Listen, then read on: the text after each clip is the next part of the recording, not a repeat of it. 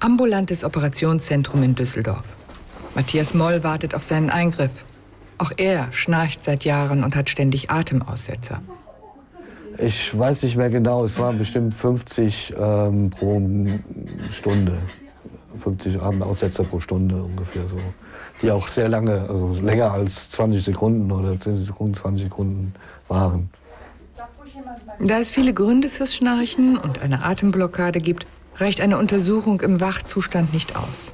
Matthias Moll wird eine leichte Narkose bekommen, die ihn in den Tiefschlaf versetzt. So kann der Arzt erkennen, wie stark sich seine Muskulatur entspannt und was in seinen Atemwegen passiert.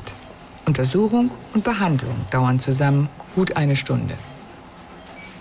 Wie lange braucht das, dass es wirkt? Eine Minute oder zwei. Kaum ausgesprochen, schon liegt er im tiefen Schlummer.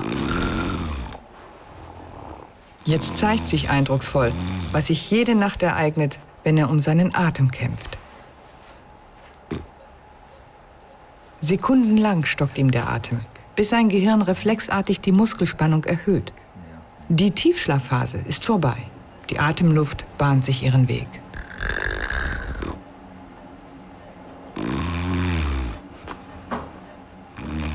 Sleep-Nose-Endoskopie wird diese Untersuchung genannt. Erst wird geschaut, wie weit Unterkiefer und Zunge zurückfallen.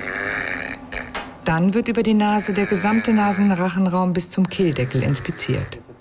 Bei Matthias Moll zeigt sich, wie stark das umliegende Gewebe zusammenfällt und seine Atmung blockiert.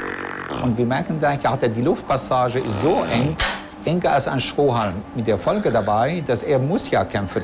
Einige dieser Verengungen werden wir durch die Therapie heute beheben können, durch die Operation. Die zweite Verengung ist aufgrund der Rückverlagerung des Unterkiefers bedingt ist. Das heißt, er braucht eine Schiene. Und was relevant ist und sehr ausschlaggebend für den Erfolg, er muss massiv Gewicht reduzieren. Durch den Eingriff soll möglichst viel Raum für die Atemluft geschaffen werden. Früher wurde mit Laser operiert, doch das führt zu Verbrennungen. Im Gewebe entstehen Narben, die den Therapieerfolg schmälern. Heute wird Radiofrequenz eingesetzt. Zielsetzung der Therapie jetzt ist eine sogenannte Zungengrundreduktion vom Volumen her. Punktförmig wird Energie ins Muskelgewebe abgegeben.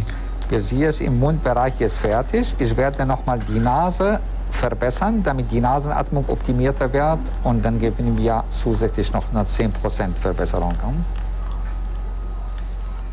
1,5 Stunden später. Zungengrund und Nasenmuscheln sind verkleinert, Gaumensegel und Zäpfchen sind gestrafft. Ja, Kaffee klappt schon, Wasser klappt schon. Und ansonsten bin ich ja gerade eben erst aufgewacht. Noch ein bisschen gerädert, aber sonst ganz gut.